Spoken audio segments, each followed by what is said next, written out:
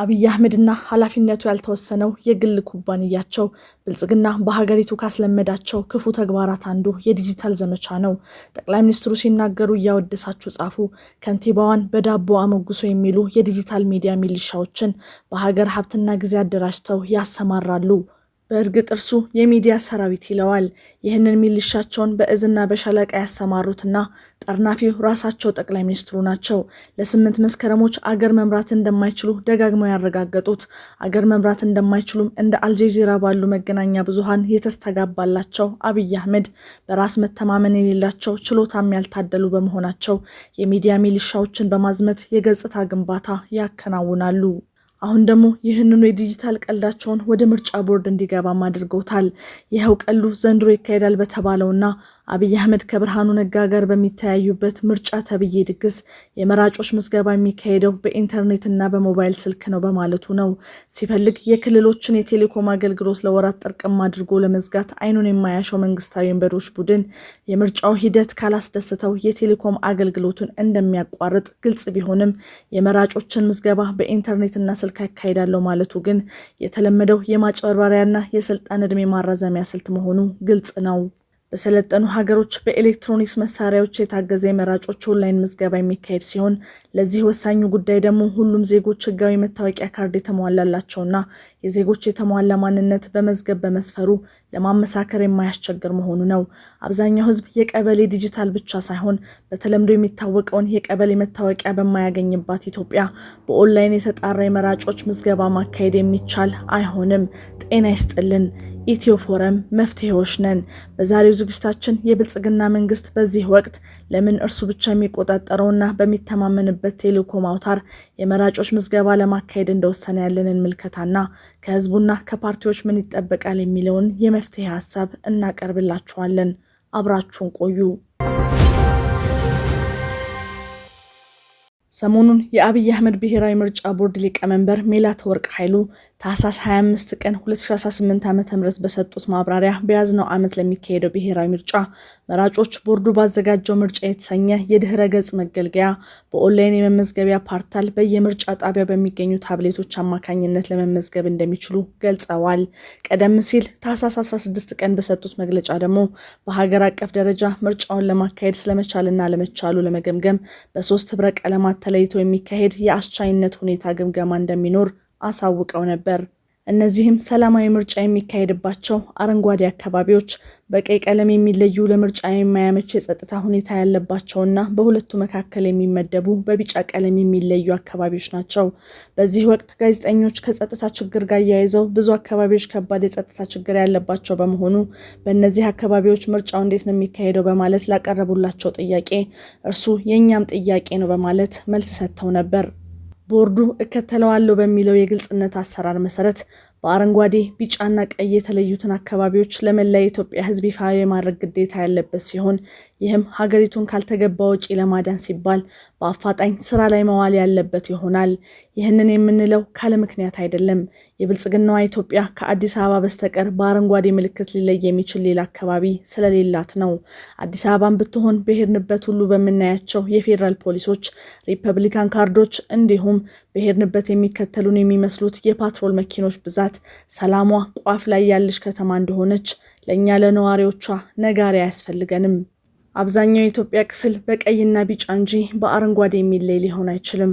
አማራ፣ ኦሮሚያ፣ ጋምቤላና ቤንሻንጉል ጉሙዝ ክልሎች በቀይ፣ አፋርና ሶማሌ ክልሎች እንዲሁም ትግራይ በቢጫ የሚለዩ አካባቢዎች መሆናቸው የሚያከራክር አይደለም። ሲዳማ፣ ደቡብና ማዕከላዊ፣ ሐረሪና ድሬዳዋም አረንጓዴ ቀለም መለያቸው ሊሆን የሚያስችል ሁኔታ የለም። ከአማራ ክልል እንጀምር። ወይዘሮ ሜላት መግለጫ በሰጡበት ወቅት መንግስታቸው ባሰማራው ሰራዊት የሚጠበቁ የክልሉ መሪዎች በአንዳንድ ከተሞች ህዝቡን ሰብስበው ፋኖችን ደምስሰናል እያሉ በድል አድራጊነት መግለጫ ሲሰጡ ነበር። እና አረጋ ከበደ የሰበሰቡት ህዝብ ሁሉ መንግስት በአማራ ህዝብ ላይ ያሰማራውን ዘር ፈጂ ጦር እንዲያስወጣና ሰላም እንዲያወርድ ከመጠየቅ ወደ ኋላ ባይልም እነርሱ ግን ፋኖዎችን ህዝቡ እያሳመነ እጅ እንዲሰጡ ያደርግ ዘንድ መመሪያ በመስጠት ላይ ነበሩ። እነሆ 2 ሳምንት ባልሞላ ጊዜ ውስጥ የፋኖ ኃይሎች በአራቱም የክልሉ ማዕዘናት በመከላከያ ሰራዊቱ ላይ ያደረሱት ከባድ ጥቃት የአማራ ክልልን የግጭት ቀጠና ብቻ ከመሆን አልፎ መከላከያ ሰራዊቱም በሰላም ውሎ በሰላም የማያድርባት ክልል እንደሆነች አረጋግጧል። ባህር ዳርና ሌሎች የክልሉ ትልልቅ ከተሞችም ጭምር ፋኖ በፈለገ ጊዜ የሚወጣና የሚገባባቸው ሆነዋል። ስለዚህም ደግሞ ሰላም አልባ ከተሞች ናቸው። መንገዶቹም በራሳቸው በጠቅላይ ሚኒስትሩ እንደታመነው ካላጃቢ ሰዎች ሰላማቸው ተጠብቆ የሚዘዋወሩባቸው አይደሉም። አብዛኛው የኦሮሚያ ክልል በኦሮሞ ነጻነት ሰራዊትና በመንግስት ወታደሮች መካከል ተከታታይ ፍልሚያ የሚደረግበት ምድር ከሆነ 8 ዓመታት ተቆጥሯል። ላለመሰረት ሲል በአዲስ አበባ ብቻ እንደሚወዳደር ያሳወቀው የኦሮሚያ ፌዴራሊስት ኮንግረስ በነጻነት እንዳይንቀሳቀስ ከተጣለበት ገደብ በተጨማሪ ለትርጉም አልባው ተሳትፎ ምክንያት ያደረገው በክልሉ ውስጥ ሰላም የሌለ መሆኑን ነው። በእርግጥም የኦሮሚያ ክልል ሰላም ከራቀው 8 ዓመታት ተቆጥሯል። ይህም በሁለቱ ትልልቅ ክልሎች ብቻ ከ50 ሚሊዮን የማያንስ ህዝብ ሰላማዊ ምርጫ ሊያካሄድ በማይችልበት ህይወት ውስጥ እንዳለ የሚያመላክት ነው።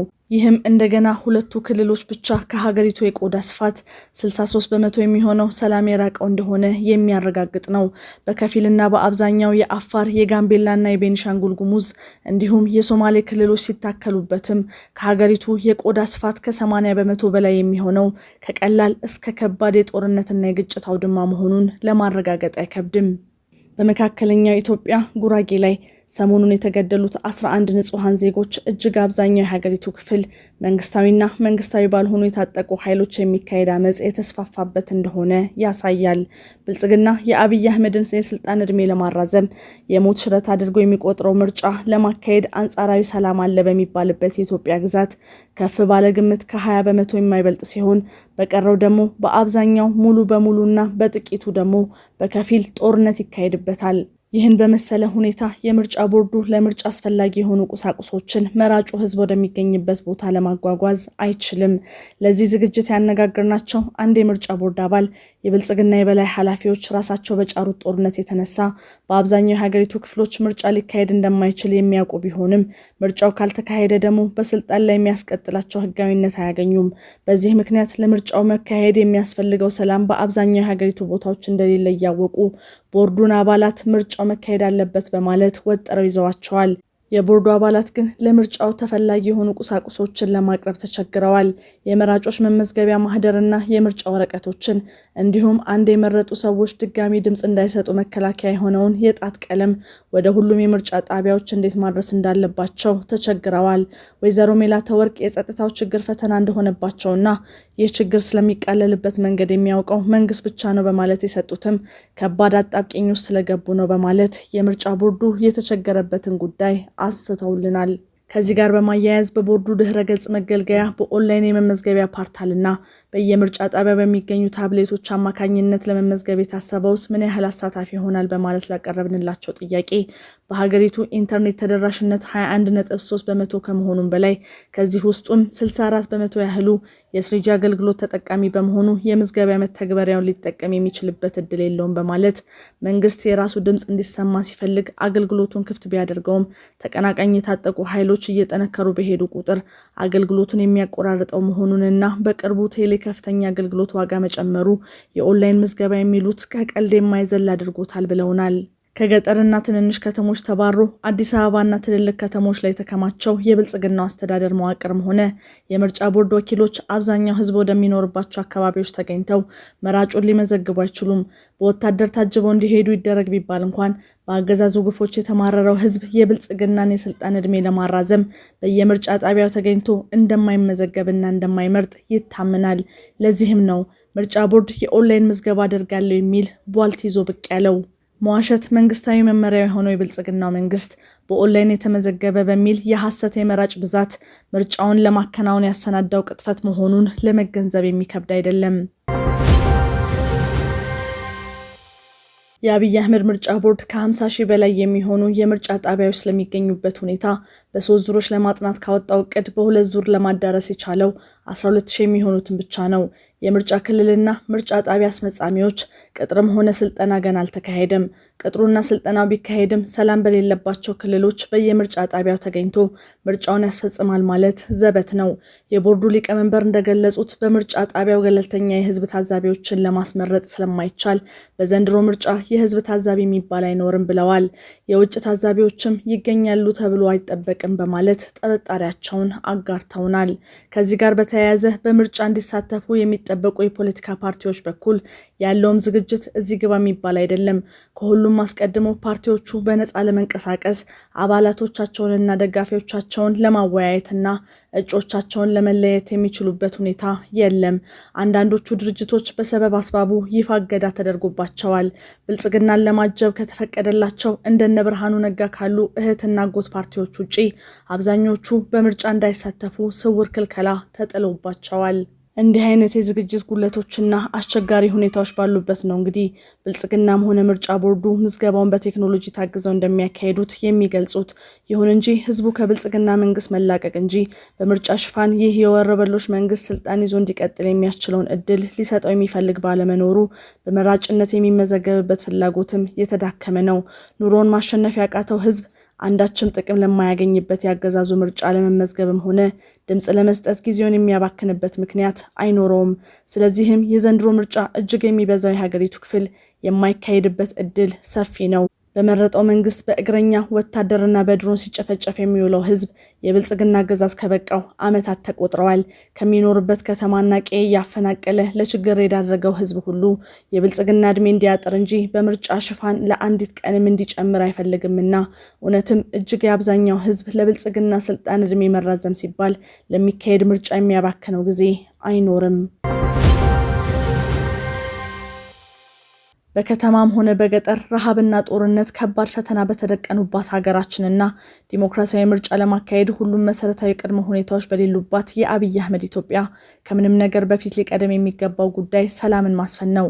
መንግስት በነፍሰ ገዳይነት ያሰማራው የመከላከያ ሰራዊት የራሱን ሀገር ህዝብ በየተራ በሚፈጅባት ኢትዮጵያ አሳሳቢውና አፋጣኝ መፍትሄ የሚሻው የህዝቡ ጥያቄ ሰላማችንን መልሱልን የሚል ነው። አጣዳፊው አገዛዙ ለአይኤምኤፍ እና ለዓለም ባንክ ጫና ጎብድዶ መቀመቅ ባስገባው የብር ምንዛሬ ተመን የተነሳ የተስፋፋውን ድህነትና ረሃብ የመቅረፍ ጉዳይ ነው። ዜጎች ከቦታ ቦታ ተንቀሳቅሰው ሰርተው እንዳይበሉ ያደረጓቸውን ጦርነት፣ እገታ፣ ግድያ ማስቆም ነው። ጦርነትና ፍጅትን፣ እገታና ግድያን፣ ድህነትና ረሃብን ስራዬ ብሎ የሚያስፋፋው የብልጽግና አገዛዝ እድሜ የሚያራዝም ምርጫ ማካሄድ አይደለም። የብልጽግና ፓርቲ ሀገር የመምራት ብቃት የሌለው መሆኑን በተግባር ያስመሰከረና በብዙ ወንጀሎች ውስጥ የተዘፈቀ በመሆኑ በህግ መጠየቅና ህጋዊ ህልውናው ሊሰረዝ የሚገባው የወንጀለኞች ማህበር ነው። ህዝብን በጦርነትና በማፈናቀል በድህነትና ረሃብ ከመፍጀት ውጪ በጎ ነገር ማሰብም ሆነ መስራት የተሳነው የነፍሰ ገዳዮች ስብስብ ነው። የብልጽግና አገዛዝ እስከቀጠለ ድረስ ኢትዮጵያ ፈጽሞ ወደማትመለስበት ውድቀት መግባቷም የማይቀር ይሆናል። በመሆኑም መላ ኢትዮጵያውያን ከዚህ የአምባገነኖች አገዛዝ ለመላቀቅ የሚያካሂዱትን ትግልና በመካከላቸው ያለውን የትግል ትብብር በማጠናከር ራሳቸውንና ሀገራቸውን ከገቡበት ውድቀት ማዳን ይጠበቅባቸዋል። በየትኛውም የሀገራችን ጫፍ የሚኖረው ህዝብ ብልጽግና በሚባል የአንድ ፈላጭ ቆራጭ ግለሰብ ተላላኪ ፓርቲ ያገዛዝ ዘመን ይበልጥ ሲደኸይና ሲራቆት እንጂ ሲያልፍለት አልታየም። በብልጽግና አገዛዝ የለሙ ኮሊደሮች፣ ቤተ መንግስቶችና ፓርኮች እንጂ የሀገሪቱ ህዝብ አይደለም። ህዝብን እየነቀለ ዛፍና መብራት የሚተክለው የብልጽግናው አገዛዝ ከሁሉም የኢትዮጵያ ህዝብ ተነጥሎ ብቻውን የቀረ ኮስማና መንግስት ሆኗል።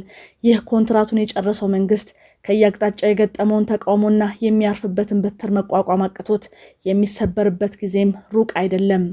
ከምንም ነገር በላይ የሚተማመንበትን ነገር ግን አንድም ድል አስመዝግቦበት የማያውቀውን ጦርነት ማካሄድ ተስኖት ሰራዊቱ በብዛት የሚሞትበትና የሚማረክበት ደረጃ ላይ የደረሰው የብልጽግና አገዛዝ ያልሞተች ነፍስ ካለችው ምላሱ ብቻ ነች። ይህች ቀጣፊ የብልጽግና ምላስ ሚራክል እየሰራን ነው፣ ኢትዮጵያ በማንሰራራት ላይ ትገኛለች እያለች መለፍለፍና የባህር በር በኃይልም ቢሆን አመጣላችኋለሁ ማለት የማይሰለቻት ቢሆንም እንኳን አዲስ ጦርነት የምታነሳበት ከገባችበት ጦርነት የሚገላግላትም ፍለጋ ላይ ነች። ጀነራሎቹ ለወታደሮቻቸው ማነሳሻ ያዘጋጁትን ካርታ ብቅ ካደረጉ በኋላ ለማስተባበል ሲሽቀዳደሙ የታዩት የብልጽግና ባለስልጣናት ባለፉት ሳምንታት የአማራ ክልል ህዝብን እየሰበሰቡ የፋኖ ተዋጊዎችን መክራችሁም ለምናችሁም ወደ ቤታቸው መልሱልን ሲሉ የሰነበቱት በዚህ የተነሳ ነው። ስለሆነም ወቅቱ መላ የኢትዮጵያ ህዝቦችና ፖለቲካዊ ፓርቲዎች ሁሉ የብልጽግና አምባገነናዊ አገዛዝ ለመገላገል የምንተባበርበት፣ ስለ ነገ የጋራ መንገዳችን የምንመክርበት እንጂ የአብይ አህመድና ጓደኞቻቸውን ድግስ ለማድመቅ ምርጫ ላይ የምንሳተፍበት አይደለም። ብልጽግና ያልተመዘገበ የመራጮችን ቁጥር አባስቶና ኢዜማን ከመሳሰሉ መንትያ አሯሯጮቹ ጋር ሆኖ በህዝብ የተመረጥኩ ህጋዊ መንግስት ሆኛለሁ በሚል ሊያወናብድበት የሚዘጋጀውን ምርጫ ተብዬ ቧልት መቃወምም የትግሉ አካል ሊሆን ይገባዋል።